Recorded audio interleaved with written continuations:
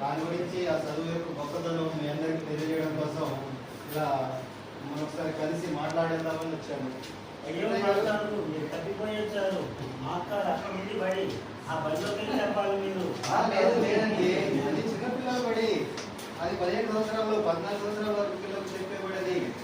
15 సంవత్సరాలు నిండిన వాళ్ళు ఉంటారు కదా, వాళ్ళ కోసం మీకు వాళ్ళకి చదువు చెప్పడం కోసం ఇగో మన ఊర్లో ఒక అమ్మాయిని వాలంటీర్గా ఎన్నుకున్నాం మేము.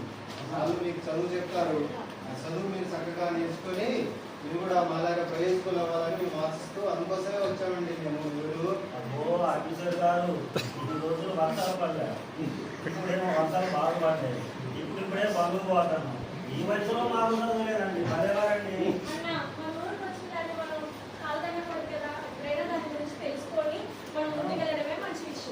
తెలుసుకోవాలండి. ఇట్టే కాదు, పెద్ద మనిషి కదా, మీరు చెప్పరాదండి. కాలంలో మాకు అసలు చదువు లేదు, సంఖ్య లేదు, బొడ్లు కాసేటోళ్ళం, బయట తిరిగేటోళ్ళం. కానీ ఇట్లాంటి మేడమే అప్పుడు ఒకసారి వచ్చింది.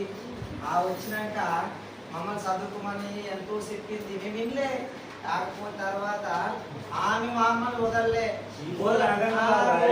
చెప్పింది ఇప్పుడు ఏదో సంతకం నేర్చుకున్నారు, ఉన్న పొలాలన్నీ అమ్ముకున్నారు.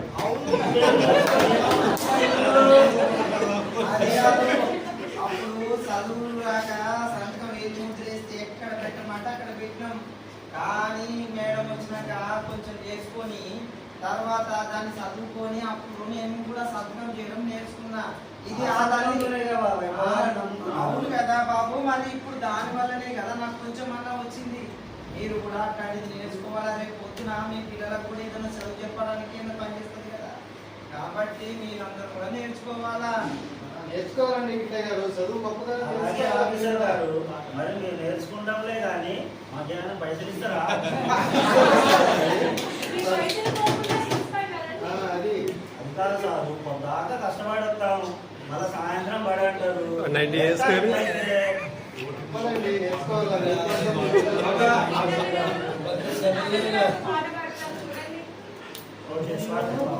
పాటలు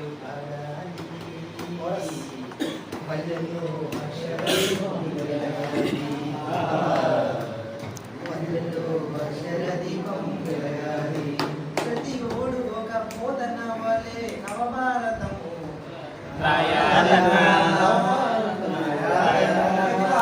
ఒకటి కన్నాయి నవభారతము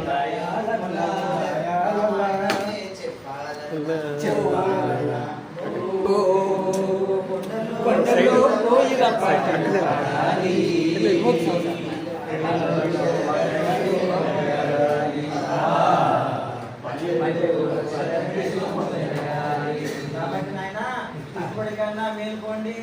భావితరాలకి కొంచెం అక్షరాలు ఇవ్వండి, చదువుకునే ఊరి చదవనియండి.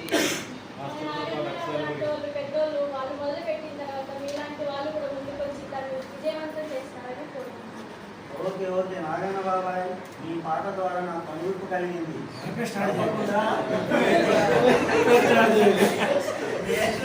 మా కుటుంబ సభ్యులకు సలహా వచ్చి కమలమ్మ మేడం దగ్గర మేము చక్కగా అక్షరాలు నేర్చుకుంటాం.